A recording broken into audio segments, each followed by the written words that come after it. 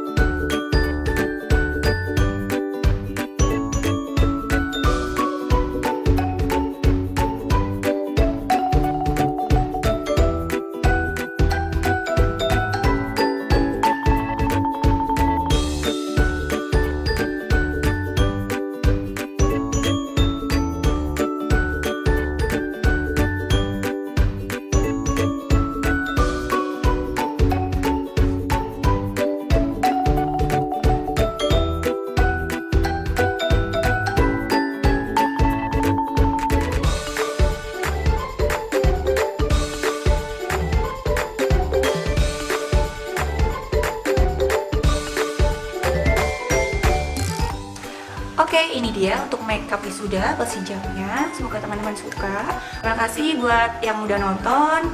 Jangan lupa di like, jangan lupa di subscribe, and jangan lupa follow Instagram aku di misi_aska. Terima kasih. Wassalamualaikum warahmatullahi wabarakatuh. Dah.